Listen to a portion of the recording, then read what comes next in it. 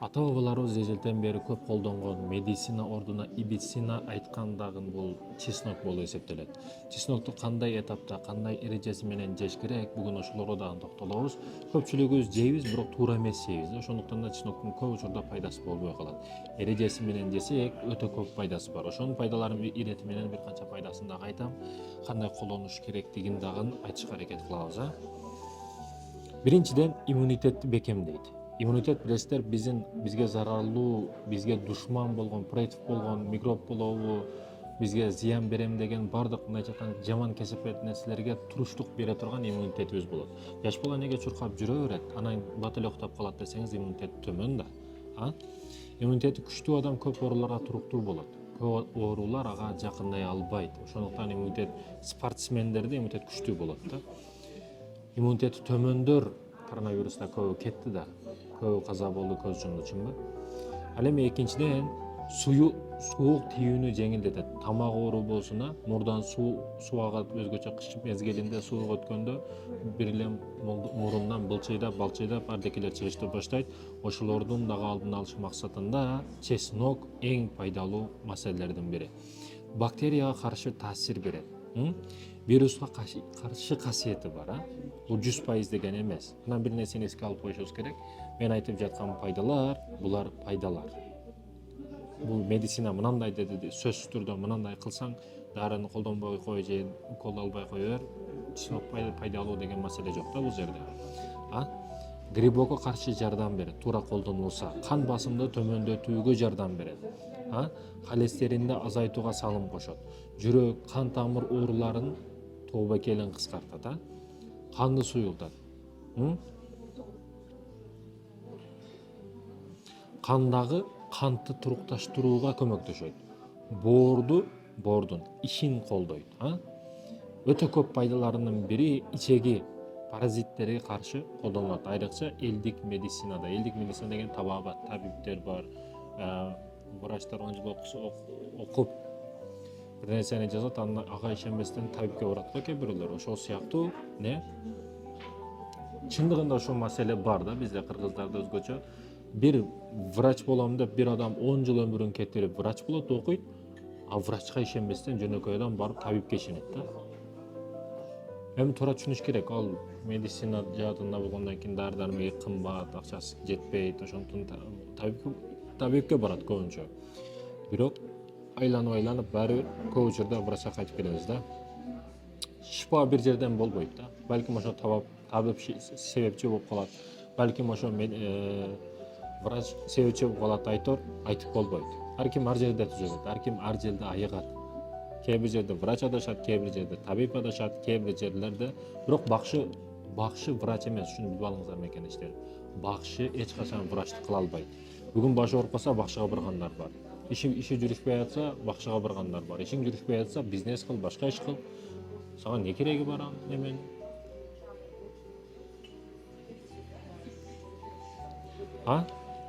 Ичеги микрофлораларын жакшыртат, тамак сиңирүүгө жардам берет.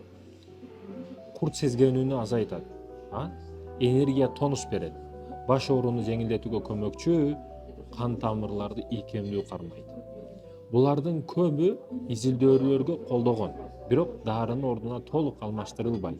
Оору болсо дарыгердин кеңеши өтө маанилүү бул жерде.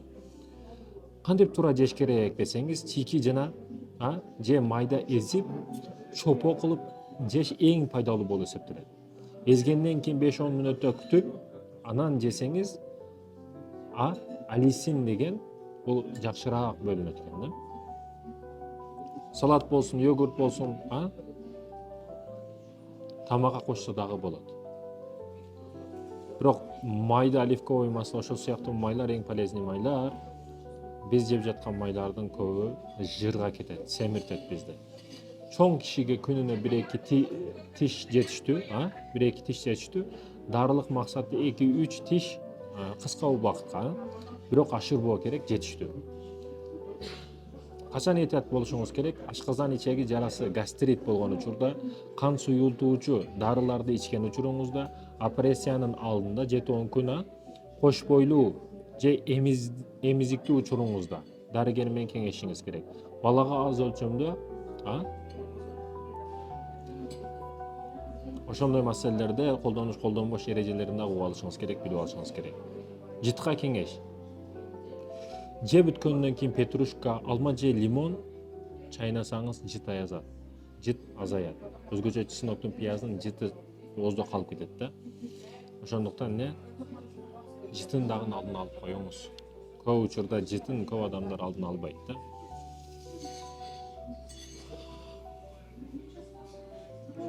Айтайын дегеним, мекемдештерим, баягы бизде вайыма деген оору бар да. Вайыма дегени ол тынчсыздануу дегени. Көп адамдар тынчсыздануудан өлөт. Оорудан эмес, тынчсыздануудан өлөт. Ашыкча депрессиядан өлөт. Стресс келет, айыгып кетесиң да. А депрессия болду, эч нерсе көзүңө көрүнбөй калат дегени да. Стресс менен депрессиянын айырмасы ушунда. Bir окуя бар да. Bir жаш жигит суранат экен, падышага жолуксам, бир аппак бийкечке жолугуп ага үйлөнсөм, анан 3-чү мечтам, суранарым, бул не? Акынга, тарыхчыларга жолуксам, алар мен тууралуу тарых жазса, дастан жазса дейт экен да. Муну падыша угуп калат экен. Эми ал учур билесиздер, эски заман, азыркыдай интернет жок, падышаны көргөн эмес, тааныбайт. Эртеси күнү падыша бир текшерип коеюн ушу жигитти деп үмүтүн максатын билгенден кийин алдыга жупуну кийимчен, аксакалды светинде, түсүндө, түрүндө баягы жаш жигиттин алдында ылайда жыгылмыш болуп жардам сурайт экен да. Жигиттен жардам сураса, жигит бул көчөдө калган бир мындайча айтканда азыркы тил менен айтканда бомуш болсо, не кылам жардам берип, койчу деп кетип калат экен да. Арадан бир канча күн өтүп, айнектер ачылып жабылып, эшиктер өзгөчө гычырап, катуу борон, шамал чагылган болуп жаткан учурда эшиктен бир так деп, тук деп, жигиттин тынчын алат экен. Жигит чыкса, бир аял жардам сурап келиптир. Үстү жабык болгондугуна, жолугу мындай түшкөн болгонуна байланыштуу, же аялбы, же кызбы, ал белгисиз да. Себеби мурдагылар ошондой кийинген го. Чынбы? Билмегенден кийин баягы жок деди. Балким жаш, азыркыдай кыска юбкаларды кийип келсе, макияж кылып, салон красотунан чыгып келгенде балким киргизсе керек. Бирок ал ошондой болгондуктан андан ток жок деди айтор, киргизген жок, жардам бербеди, кирип жылуу көрпөсүндө жатты, бирок жалгыз жатты да. Үйлөнбөк бойдок болчу. Бул дагы кетти. Арадан бир канча күн өтүп жолдо бара жатса, ат арабада бир аксакал кетип атыптыр. Бир эле учурда баштыгы чачылып, ичиндеги кагаз, жаза турган калемдери, ардекелери чачылып кетет да. Жардам берип коеюн олорду десе, баягы карап туруп, ушул чачылган нерсеңди баштыгында ала албасаң, сен жашаштан не пайда, андан көрө өлүп эле калбайсың деп баягы чуркаган бойдон кетип калат да.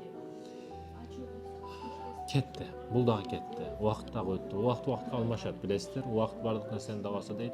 Өткөндөн кийин арадан бир канча күн өтүп, падышалыктан аскерлер келет. Сизди падышабыз чакырып жатат деп. Кубанычы ишенсеңиздер, потолокко чыгат да, мындайча айтканда. Өтө катуу сүйүнөт. Себеби неге? Мечтасы ушул деди, падышага жолугуш. Барат. Барса, хан сарай ушундай чоң сарай. Эми эшикти астында бою 2 метр. Азыркы тил менен айтканда 1,56 размер, бир тепси жерге тизеге чейин киргизе турган аскерлер турат. Өтө сүрдүү. Ошолор алып кирет. Кирсе сарайдын ичи өзгөчө бир бараң шараңдуу, ар кандай парпак көйнөк кийген аялдар, ар кандай жүргөн эркектер, ал жактагы дастуркондогу неаматтарды айтпай эле коелу. Алмасынан баштап жүзүнүн бардыгы бар. Кыскасы бардыгы бар. Эң сонун шарт ошондой. Бирок падышанын аркасында эки аял мындай кылып турат. Баягы шабайда таза аба берип. Кондиционер жок. Ушул жерден биз билип койсок болот, бардык падышадан жакшы жашап атабыз азыр биз, мекемдештерим. Ошо падышаларда жөн эле кондиционер жок болчу, билесиздерби? А бизде азыр бүт бар жогус кондиционер. Салыштырганда биз эң жакшы жашап атабыз азыр, 21-кылым. Биз 20 кылымга чейин өнүккөн жокпуз да, адам баласы 20-кылымга чейин жалаң кет менен грабель менен иштеп келдик. А 21-кылымга чейин келгенден кийин баягы гум жарылды да, бомба жарылгандай жарылды да, вулкан жарылгандай жарылды. Не жарылды? 20 кылым чогултулган тажрыйбалар 1 кылымда питке чыгып өнүгүп кетти да. Biz азыр 20 кылымдын нанын азыр жеп атабыз да сыртканын үстүндө. Кыскасы ушундай. Анан буну мисал катары айтып койдум, кошумча кыстырма катары.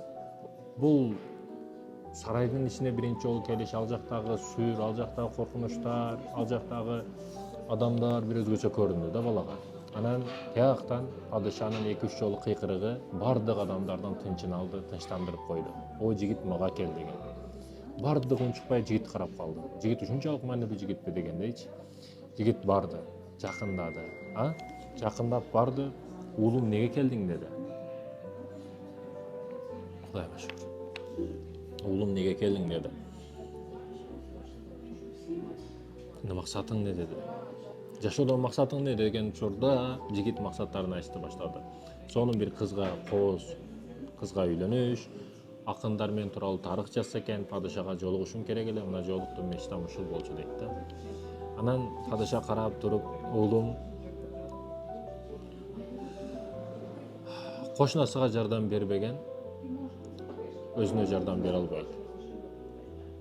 Эшигини астыга жардам сурап келген аялга жардам бербеген, мамлекетине жардам бере албайт, өлкөсүнө жардам бере албайт.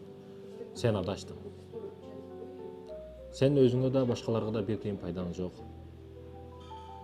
Билесиңби, биринчи жолу бир аксакал сенден жардам сураган эле ылайга түшүп кетип. Сен бирок бомуш катары көрүп жардам берген жоксуң. Бир дербиш катары көрдүң, жардам бербедиң. Арадан 2-3 күн өтпөстөн жамыр жаап жаткан учурда башпенек сурап бир аял барды. Билесиңби ошол ким эле? Ал менин кызым болчу. Сен ага жардам берген жоксуң. Эгер киргизгениңде, жардам бергениңде, жок дегенде багыт көрсөткөнүңдө кызымды сага бермекмин акникелеп. Ал эми сен атарабада буюмдары чачылып кетип, сенден жардам сураган учурда сен өлгөнүң жакшы деген адам бул падышачылыгыбыздын тарыхын жазган тарыхчы, акын адам болчу, дастан жазган адам болчу, сен тарыхыңды жазат болчу, сен тарыхта калышыңа себепчи боло турган окуя ошол болчу, бирок сен андай кылган жоксуң дейт да. Билесиң, биринчи күнү лайга жабышып жыгылып калып жардам сураган адам ошол падыша мен болчумун деди. Сенин мечталарыңды угуп текшерип көрөйүн дедим эле, бирок текшерүүдөн өткөн жоксуң. Айтайын дегеним, бул дүйнө текшерүү дүйнөсү, экзамен дүйнөсү. Мен экзаменден өтпөдүм, башка экзамендерден өтпөйсүң сен. Ошондуктан азырдан жакындарыңдан жакшылыкты башла. Сен алысты чоңдорду ойлобо. Чоң бийик даражаларды ойлобо. Азыр алдыңдагы адамга жардам бере албаган, 100 сомуң барда 10 сомуңду садака кыла албаган адам, кийин $1 миллион болгондо $100,000 садака кыла албайт деп падыша акырын күзөтүп койду экен да. Кыссадан кысса ушул. Биз денебиз оорушу мүмкүн, түзөтүп алабыз, бирок жан денебиз ооруса, анын дабасы өтө кыйын. Ойдон элем экен иштер бул маселеде.